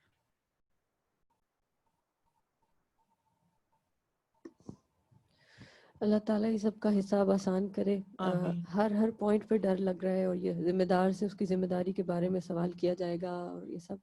اور اس میں آپ نے استاذہ جی اگزامپل دیا جیسے باپ کے لیے کہ اولاد کا انفاق اور وہ سب، صرف ایک اگزامپل شیئر کرنے کے لیے، معاشرتی طور پہ ہم سب یہاں رہتے ہیں، فائنینشیل اسسٹنس ریلیٹڈ اپلیکیشنز میرے پاس آتی ہیں، کچھ فیملیز سے انٹرویوز ہوتے ہیں، بہت ساری سنگل مدرز، خواہ وہ وڈو ہیں یا خواہ وہ سپریشن وغیرہ کے ساتھ ہیں۔ زیادہ تر سپریشن والوں سے جب پوچھا جاتا ہے، کیونکہ وہ اسکول فیس سے متعلق میرا انٹرویو ہوتا ہے، تو وہ کہتے ہیں کہ نہیں باپ کچھ نہیں دیتا، باپ کچھ نہیں دیتا، یعنی زندہ ہے لیکن کچھ دینا نہیں چاہتا۔ کسی نے اس کا یہ رکھا ہوا ہے کہ they find loopholes with the law, یا وہ ڈیلے کر رہے ہیں سال 2 سال کچھ نہیں دے رہے ایٹ آل. اور وہ سنگل مدر جو امپلائڈ ہے یا نہیں ہے, وہ ظاہر کھانا پینا رینٹ یہ چیزیں پورا کرنا بڑی بات ہے کہ کہاں وہ اسکول کی کوئی پرائیویٹ اسکول کی فیس افورڈ کریں. تو مجھے اس سے خیال آ رہا تھا کہ ایک یہ اتنا کامن ٹرینڈ ہے, یہ مسلمان فادرز کی بات ہے, تو کیسے یعنی اس حساب میں تو چھوٹی چھوٹی چیزیں یہ برابری والی یعنی کم کر دینا بھی اتنا زیادہ خطرناک ہوگا, تو کہاں جو کوئی بالکل ہی نہیں دے رہا. اور اسی طرح کئی ہم سوسائٹی میں سنتے ہیں کہ خواتین شوہر زندہ ہیں, شوہر کام بھی کر رہے ہیں, لیکن وہ ان کو ارن کر کے نہیں دینا چاہتے, اور خود women have to earn, specially western countries میں بہت زیادہ, کیونکہ ایک ہے کہ جی تم کماتی ہو تو تم خود ہی سپورٹ کرو. تو this is something very very scary کہ ہم آگے اس کو کیسے انڈو کریں اور کیسے اس کو اس ٹرینڈ کو چینج کیا جائے. کیونکہ آنیسٹلی یہ اس طرح کے انٹرویوز کرنے میں مجھے ایک دم سے ڈر بھی لگتا ہے کہ اتنی زیادہ سیپریشنز, اتنی زیادہ یہ سلسلہ بڑھتا چلا جا رہا ہے. اور سپریشن کی وجہ بھی یہی ہوتی ہے کہ پہلے بھی نہیں دے رہے ہوتے نا, تو پھر عورتیں تنگ آ کے کہتی ہیں کہ چلے ہم پھر اس ریلیشن سے باہر نکل کے کچھ اور دیکھتے ہیں. مجھے خیال آ رہا تھا کہ جو حق نہ دینے کے بارے میں, اور ملازمین اور کام کرنے والوں کے خاص طور پہ حق نہ ادا کرنا, اور یہ بڑے عرصے سے یہ ٹرینڈ چلا آ رہا ہے کہ جب ان کی تنخواہوں کی باری آتی ہے یا ان کی سیلریز کی باری آتی ہے, کوئی نہ کوئی بہانہ ہمیں نظر آنے لگ جاتا ہے کہ ان کو نہ دے دیں کہیں, یا پھر ادھر ڈھونڈنا شروع کر دیتے ہیں کہ ہم زکوٰۃ میں سے ان کو دے سکتے ہیں, ہم ان کو ایسے کر سکتے ہیں, اس طرح دے سکتے ہیں. اور استاذہ جی ریسنٹلی کوئی عورت مجھے ملی, ایکچولی میرے بھائی نے کچھ آرڈر کیا اس کو, تو میرا بھائی بتا رہا تھا کہ وہ عورت اتنا رو رہی تھی, وہ بار بار کہہ رہی تھی کہ بھائی جان آپ کو یہ پسند نہیں آ رہا ریٹ, وہ کھانا پکوا رہے تھے کہ بھئی اتنی روٹیاں اور اتنے سالن بنانا تھا, تو وہ بار بار وہ کہتی تھی آپ کو اگر یہ پسند نہیں آتا میں کم کر دیتی ہوں, کم کر. تو میرا بھائی نے الٹا کہا کہ نہیں, آپ کا جتنا حق ہے آپ وہ مجھ سے لیں. کہتے ہیں مجھے سے روز لڑائی کرتی ہیں عورتیں مرد, اور میرے سے کم ریٹ کرواتے ہیں کہ باہر اتنے کا, فلانی جگہ اتنے کا, مجھے اتنے کا پڑ رہا ہے بس. انہوں نے کہا آپ کو اتنے کا پڑ رہا ہے, میں اتنا ہی دینے کو تیار.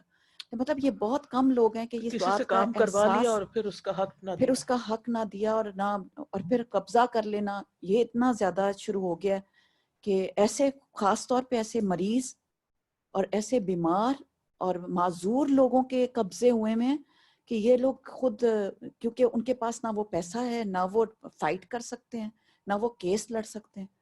تو پتہ نہیں کیا کیا حساب کتاب ہے جو کہ اللہ تعالیٰ معاف کر دے, ہمیں احساس نہیں اس کا.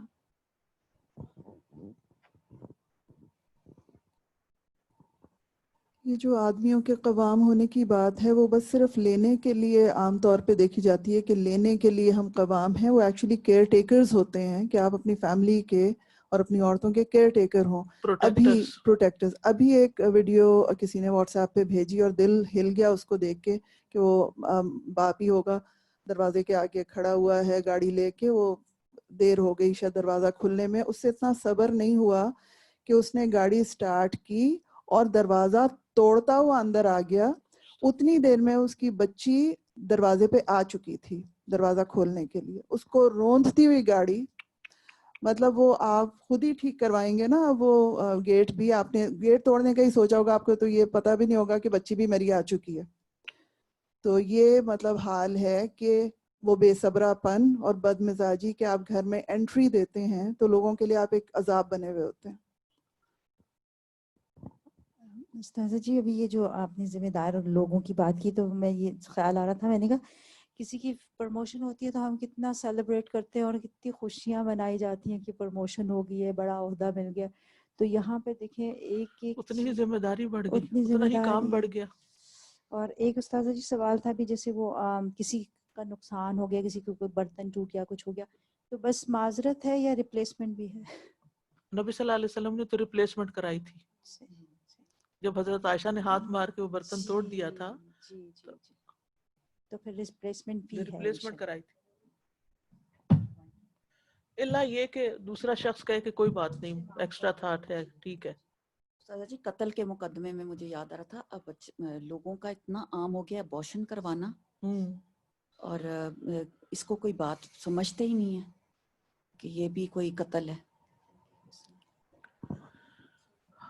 ایک چیز سادہ یہ ہو رہی تھی کہ جیسے کہا نا کہ مرد کا کام ہے اور اس طرح سے اس کا نیگیٹو رول بتایا گیا، مگر ایکچولی اس طرح سے بھی اگر ہم دیکھیں تو عورتیں جو ہیں جب سے ایجوکیشن میں آگے آ گئی ہیں، وہ بھی پاور حق میں نہیں آگے آ دیتی. گئی ہیں، تو وہ آدمی کو عزت ہی نہیں دیتی. وہ اگر کچھ کہہ رہا ہے کہ میرے گھر کا یہ رول ہونا چاہیے، اسے ٹھیک بھی چلانے کی کوشش کرتا، اس کو وہ تعظیم اور اسے عزت نہیں دی جاتی. تو عورت اور مرد دونوں مل کر ہی ایک جی، دوسرے کو تالی دونوں ہاتھوں سے بچتی ہے، جی وہ آپ کی بات درست ہے، لیکن یہاں بات چونکہ ذمہ داری کے حوالے سے ہو رہی، حقوق تو دونوں کے ایک دوسرے اوپر ہیں. جو جس کا حق نہیں دے گا، بیوی ہو، عورت ہو، بچے ہو، والدین ہو، سبھی ذمہ دار ہیں. لیکن یہ ہے کہ جب مرد کو ایک درجہ زیادہ دیا گیا اسی وجہ سے کہ وہ ذمہ دار ہے، تو پھر ذمہ داری کی وجہ سے پوچھ زیادہ ہے. چلے وہ تو قصور ہوتے ہی ہیں، لیکن قصور ہونے کے باوجود بھی بچوں کا نان نفقہ میاں پر ہی ہے. بیوی کا دے یا نہ دے جب تک طلاق نہیں ہوتی، لیکن بچے تو اسی کی ذمہ داری ہے. اور کتنی دفعہ ایسا ہوتا ہے کہ طلاق کے بعد عورت میکے میں جا کے بچے پالتی ہے، کوئی ماموں پال رہا ہے، کوئی اور پال رہا ہے، باپ ان کو خرچہ نہیں دیتا.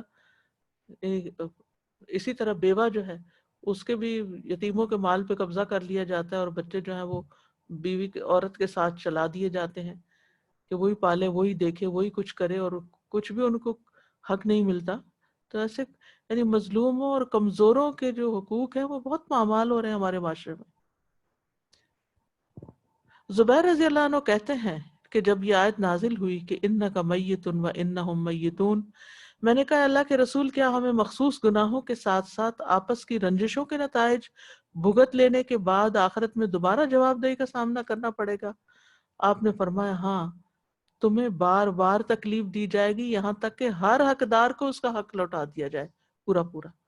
یعنی ایک کے کیس سے فارغ ہوئے، ایک دوسرا آ گیا، اس کے کیس سے فارغ ہوئے، تیسرا آ گیا، چوتھا آ گیا، پانچواں آ گیا. جتنے لوگوں کے حق مارے ہوئے وہ سارے بار بار پیشی ہوگی. رسول اللہ صلی اللہ علیہ وسلم نے فرمایا قیامت کے دن تم لوگوں سے حقداروں کے حقوق ادا کروائے جائیں گے، یہاں تک کہ بغیر سینگ والی بکری کا بدلہ سینگ والی بکری سے لے لیا جائے گا. کیونکہ قرآن مجید میں آتا نا وَإِذَا الْوُحُوشُ حُشِرَتْ، وحوش یعنی وحشی جانور بھی، ان کا بھی حشر ہوگا، وہ بھی اکٹھے کیے جائیں گے، اور ان کے درمیان بھی بدلہ چکایا جائے گا. ایک درہم کا بھی حساب ہوگا. رسول اللہ صلی اللہ علیہ وسلم نے فرمایا جس کی موت ایسی حالت میں آئے کہ اس کے ذمہ ایک اشرفی یا ایک درہم بھی ہو تو اس کی ادائیگی اس کی نیکیوں سے کی جائے گی، کیونکہ وہاں اشرفی یا درہم نہیں ہوں گے. تو بعض اوقات ہم کسی کا قرضہ لوٹا رہے ہیں یا کسی کو کوئی چیز لوٹا رہے ہیں تو وہ پوری واپس نہیں کرتے، وہ کہتے کوئی بات نہیں، اچھا چلو یہ چھوڑ دو. پھر دوسرے نے دل سے چھوڑا کہ نہیں چھوڑا یہ بھی تو دیکھنا چاہیے. تو یعنی معاف کرانا ضروری ہے.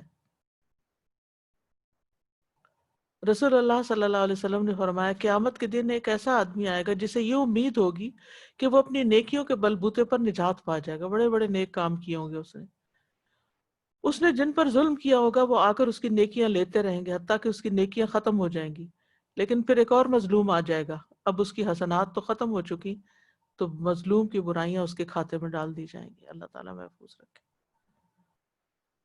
اور امت محمد صلی اللہ علیہ وسلم کا مفلس ترین شخص وہ ہے کہ جس کی نیکیاں لوگوں میں تقسیم کر دی جائیں. آپ نے فرمایا، آپ نے پوچھا کیا تم جانتے ہو مفلس کون ہے؟ صحابہ نے عرض کیا کیا ہم میں مفلس وہ آدمی ہے جس کے پاس درہم اور مال و اسباب نہ ہو؟ تو رسول اللہ صلی اللہ علیہ وسلم نے فرمایا بے شک قیامت کے دن میری امت کا مفلس وہ آدمی ہوگا جو نماز، روزے، زکوٰۃ وغیرہ سب کچھ لے کر آئے گا، لیکن اس نے دنیا میں کسی کو گالی دی ہوگی، کسی پہ تہمت لگائی ہوگی، کسی کا مال کھایا ہوگا، کسی کا خون بہایا ہوگا، کسی کو مارا ہوگا، یعنی کسی کو زخمی کیا، کسی کو مارا، تو اس کی نیکیوں میں سے اس کو دے دیا جائے گا اور اس کو دے دیا جائے گا، اور اس کی نیکیاں ان کے حقوق کی ادائیگی سے پہلے ختم ہو گئی تو ان لوگوں کے گناہ اس آدمی پہ ڈال دیے جائیں گے، پھر اس آدمی کو آگ میں ڈال دیا جائے گا. اسی طرح مجاہد کے پیچھے اس کے گھر والوں سے خیانت کرنے والے کا بدلہ. رسول اللہ صلی اللہ علیہ وسلم نے فرمایا مجاہدین کی عورتوں کی حرمت اور عزت گھروں میں رہنے والوں کے لیے ایسی ہے جیسے ان کے ماؤں کی عزت ہے. کوئی آدمی گھر میں رہنے والوں میں سے ایسا نہیں جو مجاہدین کے کسی آدمی کے گھر میں اس کے بعد نگرانی کرنے والا ہو پھر اس میں خیانت کا مرتکب ہو، اسے قیامت کے دن کھڑا کیا جائے گا، پھر وہ مجاہد اس کے اعمال میں سے جو چاہے گا لے لے گا۔ اب تمہارا کیا خیال ہے؟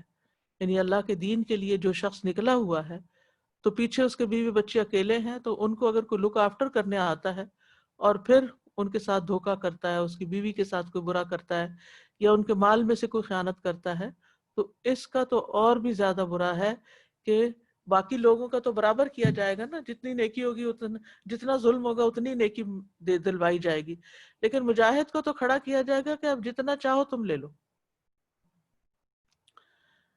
پھر کلمہ گو کو قتل کرنے والے کا حساب۔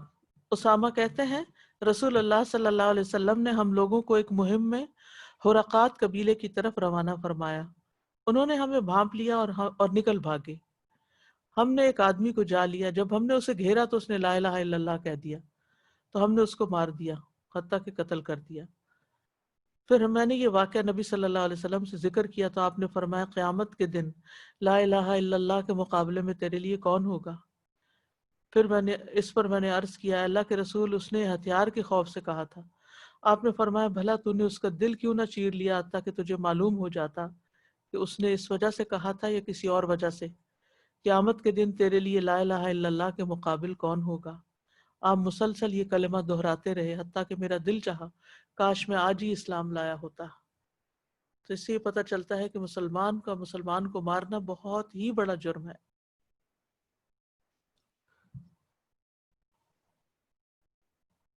اگر کچھ کہنا چاہیں کیونکہ وقت ختم ہو چکا ہے، بس یہاں تک ہی آج کے لیے کافی ہے۔ جی جہاں مظلوم کی لسٹ کی بات آ رہی تھی کہ کتنی قسم کے ظلم ہوتے ہیں، اس میں مجھے یہ ہو رہا تھا کہ آج کے زمانے میں اور ویسٹرن سوسائٹی کے اندر چھوٹا معصوم بچہ بہت مظلوم ہے، کیونکہ اس کا ماں بھی کام پہ چلی جاتی ہے، اس کے باپ بھی کام پہ چلا جاتا ہے، جانا ہی پڑ جاتا ہے بعضوں کو، اور بعضوں کو شوق بھی بہت ہوتا ہے۔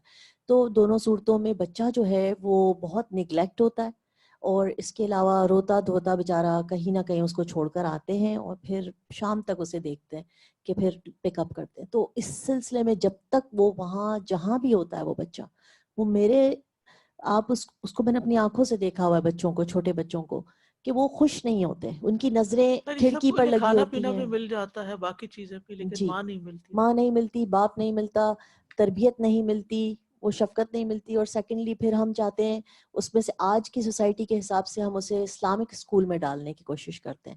بچہ میرا اسلامک اسکول جائے گا، سب سیکھ کے آ جائے گا، گھر پہ آتے ہیں ماں وہی اسٹائل میں ہوتی ہے جو ویسٹرن اسٹائل میں، مگر یہ ساری چیزیں، اور پھر اس سے ایکسپیکٹیشن یہ کی جا رہی ہے کہ بیٹا دعائیں سناؤ، یہ کرو، ٹائم ٹو ٹائم سب کچھ کر کے دکھاؤ، کیونکہ ہم پے کر رہے ہیں مسلمان اسکول کو۔ سو آل دیز ظلم، it's come in under the category of ظلم، کہ آپ کیا ایکسپیکٹ کر رہے ہیں جیسے کچھ دے نہیں رہے آپ۔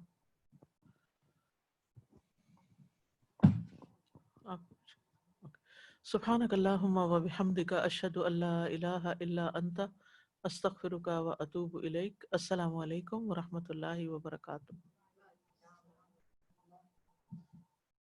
اللهم صل على محمد وعلى آل محمد كما صليت على إبراهيم وعلى آل إبراهيم إنك حميد مجيد۔ اللهم بارك على محمد وعلى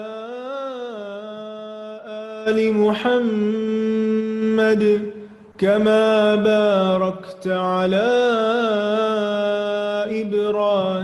إبراهيم وعلى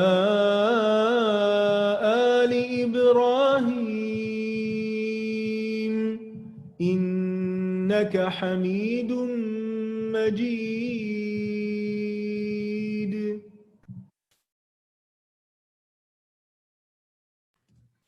औज़ुबिल्लाहि मिनश्शैतानिर्रजीम, बिस्मिल्लाहिर्रहमानिर्रहीम, अस्सलामु अलैकुम वरहमतुल्लाहि वबरकातुहू। कैसे हैं आप लोग? अल्हम्दुलिल्लाह। आज हमने थोड़ा सा आगे चले और क़यामत के मज़ीद हालात जो हैं वो हमने उस्ताज़ा से सीखे कि हिसाब किताब के मामलात में क्या। अगर दुआ कर लेते हैं और फिर just to take home lesson हम अपने लिए एक्सट्रैक्ट करेंगे आज का। रब्बि इश्रह ली सदरी वयस्सिर ली अमरी वाहलुल उक़दम मिन लिसानी यफ़क़हू क़ौली। तो आज हमने देखा कि जो हिसाब किताब के मामलात होंगे, हुकूकुल्लाह के भी बारे में भी हिसाब होगा और जो बंदों के हुकूक हैं उनके बारे में भी हिसाब होगा। तो जब अल्लाह के हुकूक की बारी आती है तो हमें सबसे ज्यादा किस चीज की फिक्र करनी चाहिए? जस्ट हमारे जो रिमाइंडर है, सबसे ज्यादा नमाज। और ऐसा क्यों है?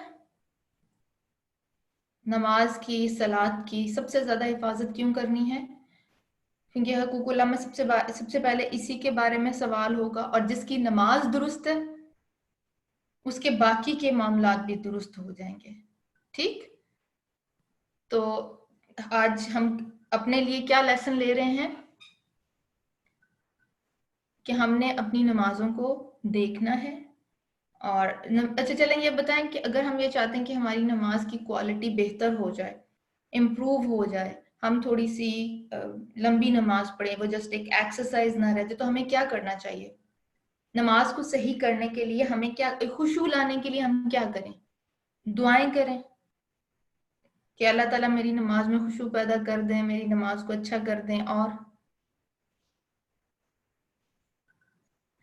सबसे पहले अल्लाह की मार्फत हासिल करें ना, कि अजान इज अ कॉल टुवर्ड्स अल्लाह सुब्हानहू व तआला और नमाज is appointed time to meet अल्लाह सुब्हानहू व तआला। 1-to-1 मीटिंग है, उस मीटिंग के लिए तैयारी अच्छे से करें। जब हमने किसी बहुत स्पेशल फ्रेंड को मिलना होता है या बहुत किसी स्पेशल बंदे को मिलना होता है, हम तैयारी करते हैं अपनी ड्रेस से लेके अपनी हर चीज को प्रॉपर तरीके से हफ्तों पहले शुरू कर देते हैं ना, कि ये ड्रेस होगा, उसके साथ ये कोऑर्डिनेट करेंगे, ये करेंगे, ऐसे जाएंगे, हर चीज प्लान करते हैं ना। तो जब अजान का वक्त हो जाता है तो क्या करेंगे? अजान हो गई, हमने सुन ली, अजान का जवाब देंगे, एहतमाम से वुजू करेंगे, जल्दी जल्दी नहीं, पानी बहुत सारा फैला के और नलका खोल के, ऐसे नहीं। क्या करेंगे? का पानी कम से कम जाया हो, अच्छे तरीके से मल मल के वजू किया जाए।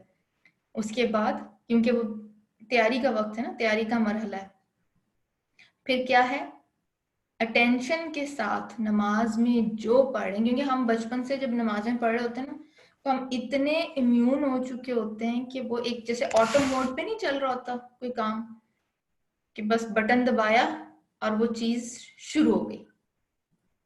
ऐसे होता है ना, बस खड़े हुए अल्लाह अकबर और फिर सूरह फातिहा चली गई, उसके बाद कौन सी सूरत पढ़ी है। बाज दफा अगर आप रिकॉल करना चाहें, मैं किसी की बात नहीं करी, मैं अपने एक्सपीरियंस को आपसे शेयर करती हूँ। कई बार दफा ऐसे होता है कि अगर ध्यान नहीं दिया और बिल्कुल ऑटो मोड में नमाज पढ़ लिए, तो बाज दफा ये भी याद नहीं आता कि दूसरी रकत में या पहली रकत में सूरह कौन सी पढ़ी थी फातिहा के बाद।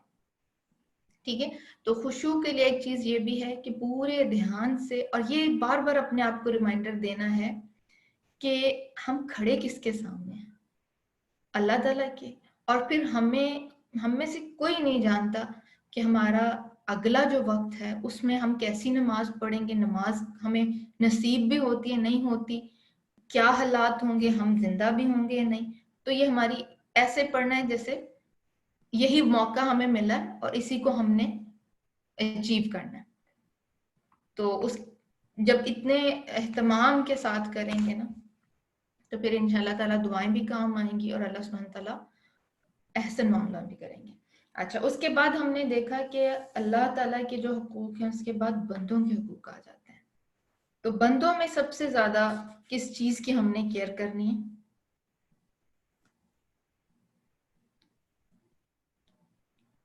किस चीज की हम केयर करेंगे? किसी की भी हमारी तरफ से हक तलफी ना हो, चाहे वो वालिदैन हैं, औलाद हैं, शौहर हैं, इन लॉज हैं, कोई भी है। ठीक है, अच्छा दुनिया है, کہیں نہ کہیں ہرٹ بھی ہو جاتے ہیں، ہے نا. اچھا جب کسی کا حق دے رہے ہوتے ہیں نا تو ہمیں اپنے حقوق بھی یاد آ جاتے ہیں. آتے ہیں نا، بے دکھ ہوتا ہے کہ ہمارے حقوق تو کوئی پورے نہیں کر رہا. تو ہمارے حق کون پورے کرے گا؟ اگر اس دنیا میں نہیں ہو رہے تو کون پورے کرے گا؟ اللہ سبحانہ تعالیٰ. تو جو چیز مجھے اس میں فائدہ دیتی ہے، میں نے ریسنٹلی کچھ ایسے شروع کیا اپنے ساتھ بھی کہ میں اپنے آپ کو باواز بلند ریمائنڈر دیتی ہوں جب بھی میں کوئی کام مجھے مشکل لگتا ہے اور میں ایکسپیکٹ کرتی ہوں کہ دوسروں کو کرنا چاہیے تھا لیکن مجھے کرنا پڑ رہا ہے، تو میں اپنے آپ کو یہ ریمائنڈر دیتی ہوں اللہ تعالیٰ سے بات کرتے ہوئے کہ یا اللہ یہ میں آپ کے لیے کر رہی ہوں اور بس آپ کے لیے ہے. یہ اپنے آپ کو 2-3 دفعہ ریمائنڈر دیں اور پھر وہ کام خوش اسلوبی سے کر لیں. اور اس میں یہ ہے کہ تھوڑی سی آپ کو انرجی بھی مل جاتی ہے، خوشی بھی مل جاتی ہے، اور وہ جو ایک دل میں تھوڑا سا ایک خود ساختہ دکھ ہم پال لیتے ہیں نا کہ میرا حق ادا نہیں ہو رہا، تو وہ پھر کس وجہ اس کی تھوڑی سی کمپنسیشن ہو جاتی ہے. تو باقی یہ کہ اپنا معاملہ ہم کلیئر رکھیں تاکہ قیامت کے دن کیا ہوگا اگر کسی کے ساتھ زیادتی کی ہے، اس کے حق میں کمی کی ہے، ظلم کیا ہے، تو اس کو کیسے کمپنسیٹ کیا جائے گا. جو مظلوم ہے اس کو کیسے کمپنسیٹ کیا جائے گا؟ نیکیاں دے کے. جس نے کوتاہی کی ہے اس کی نیکیوں سے کمپنسیٹ کیا جائے گا. اور ہم میں سے کسی کو گارنٹیڈ نہیں پتا کہ ہمارے پاس کیا ہے، کتنی گڈ ڈیڈز ہیں، ہمارے نامہ اعمال میں کیا ہے کیا نہیں. ہم میں سے کوئی جانتا ہے؟ کوئی بھی نہیں جانتا. ایک بڑا سکیری ہے نا، ہم ایک بلائنڈ اس میں ہے. کوشش کر سکتے ہیں تو اپنے آپ کو بچائیں. یہ سارا جو مجھے سمجھ آ رہی تھی نا لیکچر کے دوران کہ بہت سکیری حدیث بھی تھیں، اور بعض خواتین کا یہ ہوتا ہے نا زیور کے حوالے سے بھی ہوتا ہے کہ زیور تو عورت نے پہنا ہے لیکن یہ تو ہسبینڈ کو پتا ہے وہ زکوٰۃ دیں گے کہ نہیں دیں گے. بولتی ہیں نا کچھ خواتین ایسے. تو بس پہنتے ہوئے یہ دیکھیں کہ ہم نے اپنے آپ کو سیو کرنا ہے. کسی کے ساتھ معاملہ کرتے ہوئے اس میں سلوک کا معاملہ کرنا ہے، کیونکہ ہم اس کے ساتھ اس میں سلوک نہیں کر رہے، ہم اپنے آپ کو بچا رہے ہیں انشاءاللہ. مطلب جو بھی کام کرنا ہے، عبادت کرنی ہے، لوگوں کے ساتھ معاملہ کرنا ہے، کوئی کام کرنا ہے، صدقہ کرنا ہے، کچھ بھی کرنا ہے، کیا اس کے پیچھے ہم سوچیں گے کہ یہ میں اپنے بچاؤ کے لیے کر رہی ہوں. تو یہ ہمارے 2 ٹیک ہوم لیسنز تھے. ایک ہم نے اپنی نماز کو واچ کرنا ہے اور دوسرے ہم نے اپنے معاملات کو واچ کرنا بندوں کے ساتھ. جزاکم اللہ خیر کثیرہ. انشاءاللہ باپ کے جو اسٹار اسٹوڈنٹس ہیں ان کو ہم دیکھ لیں کہ ماشاءاللہ تبارک اللہ کچھ سسٹر تو بہت زیادہ ایک اس میں ہے ماشاءاللہ، وہ کھٹ کھٹ کر کے 100 رن کے آتے ہیں. بالکل 100% جو کرتی ہیں ان میں ہماری جو ہیں سابقون الاولون، اور وہ 100 لینے والے جو ہیں وہ ہیں سسٹر رانا خان، سائمہ ادریس، شاہینہ احمد، ارما انصاری. میں آپ کا نام صحیح لے رہی ہوں، اگر غلط لے رہی ہوں تو معذرت ہے. جویریہ زیرک اینڈ یاسمین بانو. یہ ماشاءاللہ ہمارے کوئز نمبر 9 کے 100% والے اسٹار اسٹوڈنٹ ہیں. ٹھیک ہے، جزاکم اللہ خیر کثیرہ. انشاءاللہ نیکسٹ کوئز آپ کا جو ہے وہ سون اوپن ہو جائے گا. اور اب تو آپ کو مشکل نہیں ہو رہی نا کوئزز میں. اللہ سبحانہ تعالیٰ اسی طرح ہمیں آخرت میں بھی اسٹار اسٹوڈنٹس بنائے اور ہمارے جو اعمال نامے ہیں وہ دائیں ہاتھ میں دیں اور سابقون الاولون میں ہمیں شامل کر دیں. کیوں سٹریس کیوں ہوتا ہے؟ سٹریس کیوں ہوتا ہے؟